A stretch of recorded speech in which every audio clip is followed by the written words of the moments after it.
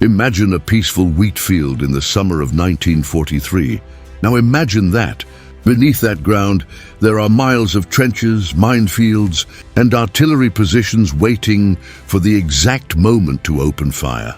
On the other side, the most powerful tanks Nazi Germany could put on the battlefield were advancing. It was July 5th, 1943. At that moment, Adolf Hitler still believed he could regain the initiative against the Soviet Union.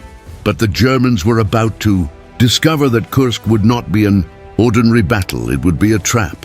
The Battle of Kursk was one of the largest confrontations of the Second World War. Millions of soldiers, thousands of tanks, artillery pieces and aircraft would be thrown into a brutal confrontation.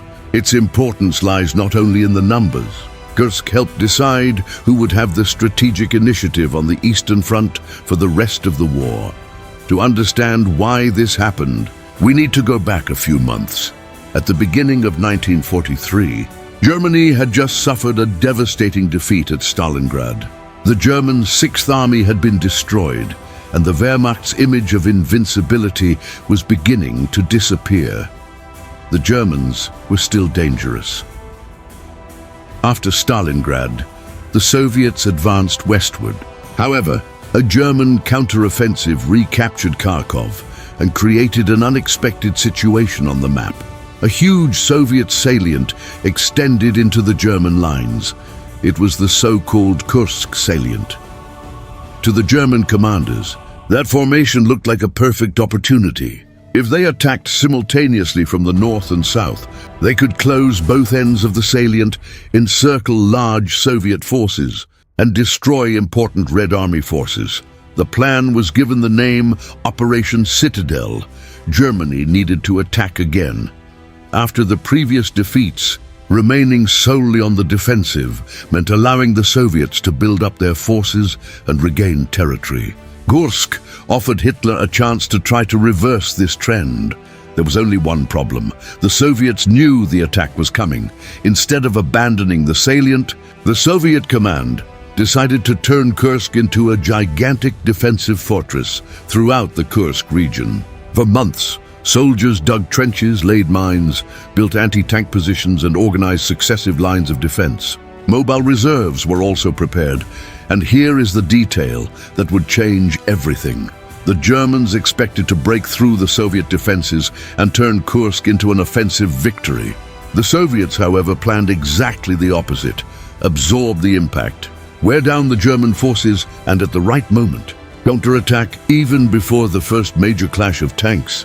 The battle was already being decided by strategy, but there was still a question. If Germany possessed modern tanks, experienced commanders, and a powerful offensive force, why couldn't it break through the Soviet lines? The answer was buried beneath the fields of Kursk, and when the first German armored vehicles advanced that July morning, they discovered that every kilometer gained would come at a much higher price than they had imagined. In the early hours of July 5th, 1943, the silence over the fields of Kursk was about to disappear.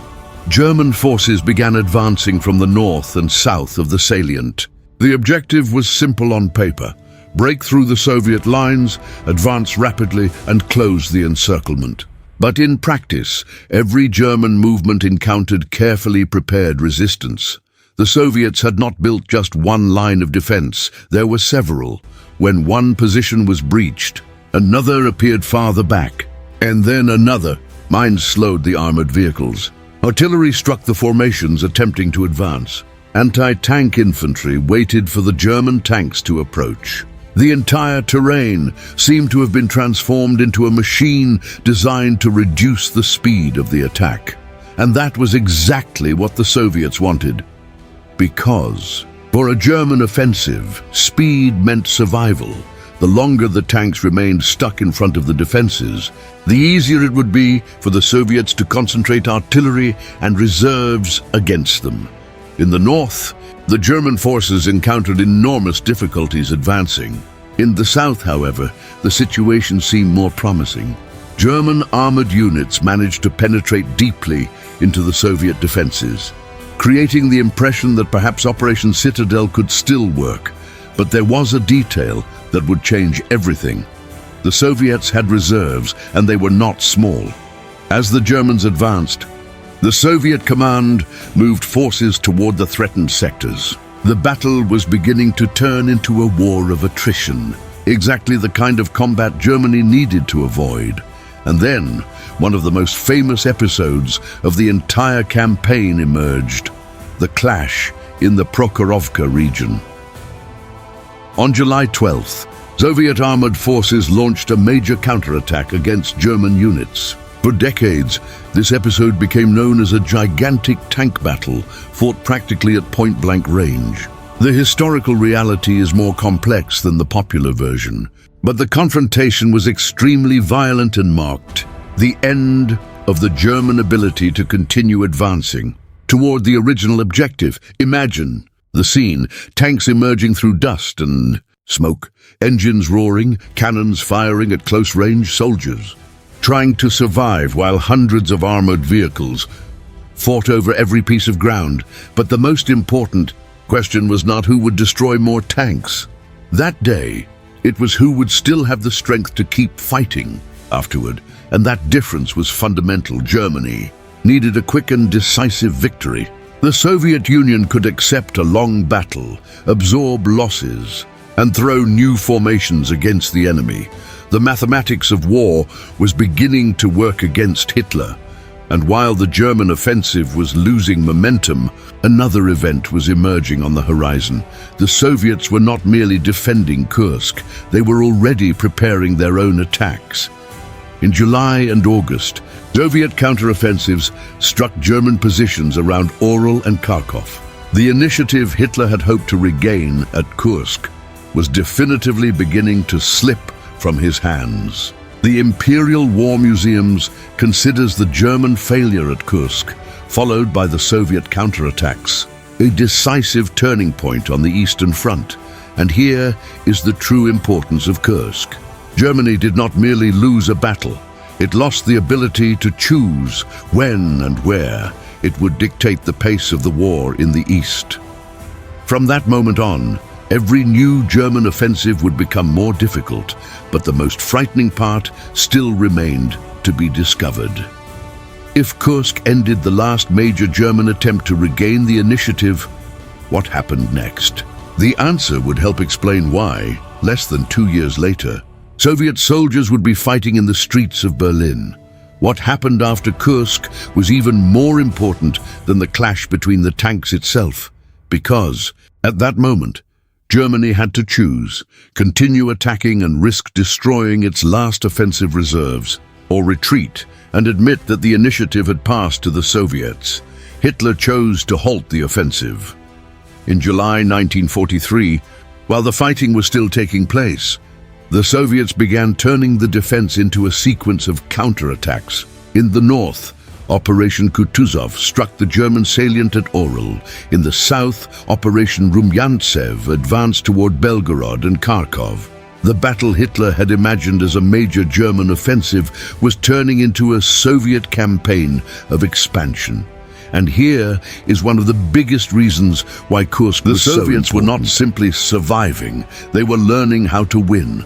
During the first years of the German invasion, the Red Army had suffered devastating defeats. Massive encirclements, loss of territory, and millions of casualties had placed the Soviet Union in a desperate situation.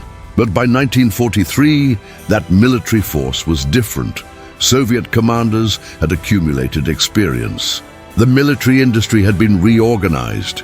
New tanks and weapons were arriving at the front. And most importantly, the Soviets were beginning to better coordinate infantry, artillery, armored forces, engineering, and aviation. Kursk put all of this to the test, and the result was brutal for Germany. Operation Citadel failed to achieve its objective. German forces were unable to close the planned encirclement, and the offensive ended without the great strategic victory Hitler had expected. Shortly afterward, Soviet counterattacks advanced and recaptured important cities. The Imperial War Museums highlights that, after the battles of Kursk, Orel, and Kharkov, the Soviets did not lose the main initiative on the Eastern Front again. Think about that for a few seconds. Before Kursk, there was still a possibility that Germany could launch a major offensive and force the Soviets to react. After Kursk, that logic began to disappear. Now it was the Germans who had to react, and that completely changed the war. Germany still possessed experienced soldiers, powerful tanks, and capable commanders. But a war is not won through technical quality alone. You need reserves, fuel, ammunition, industrial capacity, and the ability to replace losses. And every major battle consumed exactly what Germany had less and less of. The Soviets, on the other hand, were advancing in a completely different direction. The victory at Kursk paved the way for new offensives and for the recovery of large areas occupied by the Germans. The map of the Eastern Front began to change rapidly, and there is an image that sums all of this up. In 1941, the Germans were advancing toward Moscow. In 1942, they reached Stalingrad. In 1943, they tried to advance at Kursk. After that, the direction began to reverse. The Germans went from attackers to defenders, and the Soviets went from defenders to a force that was continuously advancing westward. But the true consequence of Kursk was still far from over. The battle did not by itself destroy German military power, nor did it mean that the war was decided at that moment. Germany would continue fighting for almost 2 more years. However, Kursk destroyed one possibility, the possibility of the Wehrmacht regaining the strategic initiative in the east. And when that possibility disappeared, the path for the Soviet offensive that would lead all the way to Berlin began to open. From that point on, the question was no longer whether Germany could conquer the Soviet Union. It was how long it could resist now. We can understand why Kursk was much more than a gigantic tank battle. The importance of Kursk lies in what happened after it. Germany had planned Operation Citadel to destroy large Soviet forces, regain the initiative, and create conditions for a new offensive phase. But the result was exactly the opposite. The Soviets resisted the attack, wore down the German forces, and then launched their own offensives. From that moment on, Germany spent more and more time reacting to Soviet movements, and this change was enormous. In the following months, the Red Army continued advancing. Ukraine was gradually reconquered, the Dnieper River was crossed, and in November 1943, Kiev returned to Soviet control. The following year, the Great Operation Bagration would destroy much of the German Army Group Center and carry Soviet forces even farther. West of the road to Berlin was beginning to take shape, but there is an important question. Did Kursk win the war for the Soviet Union? No, the Second World War was still far from over. Germany remained an extremely dangerous military power. In Western Europe, the Allies were also advancing after the landing in Sicily and the invasion of Italy. Therefore, it would be an exaggeration to say that Kursk, by itself, decided the war. But saying that it was irrelevant would be an even greater mistake. Kursk confirmed a fundamental transformation. The Wehrmacht could still inflict enormous losses and conduct effective defensive operations. However, its ability to launch a major strategic offensive against the Soviet Union was disappearing, and this had enormous consequences because war is also a contest of resources. Every destroyed tank had to be replaced. Every lost aircraft had to be rebuilt. Every soldier killed or wounded had to be replaced by another. And in a gigantic industrial war, the ability to replace losses can be just as important as winning a specific battle. The Soviet Union possessed a huge industrial base and was able to produce impressive quantities of armaments. Germany, at the same time, had to fight on multiple fronts and faced growing economic and military pressure. Kursk revealed this difference brutally. And perhaps the greatest revelation is this: Hitler chose the place where he wanted to attack, but he could not choose the outcome. The Soviets had transformed the terrain into a deep defensive system, absorbed the impact, and then turned resistance into an offensive. It was a demonstration that the Red Army was no longer the same disorganized force that Germany had encountered in 1941. It was a much more experienced, coordinated and powerful military machine. Therefore, when we look at Kursk today, we should not see only tanks burning in the Russian fields. We should see a moment of transition. Before Kursk, there was still the German hope of regaining the initiative in the east. After Kursk, that hope practically disappeared.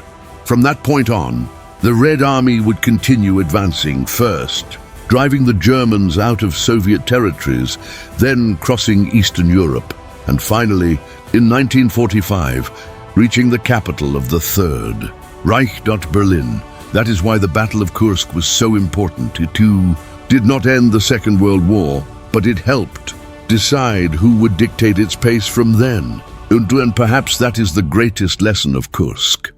Some battles are decisive not because they immediately end a war. They are decisive because they change the path the war will follow. Kursk was one of those battles. If you enjoyed this documentary and want to learn about other battles that changed the course of history, subscribe to the channel. Because when you understand what really happened on these battlefields, you realize that the Second World War was decided not only by great victories, but also by the moments when an army lost the ability to keep advancing.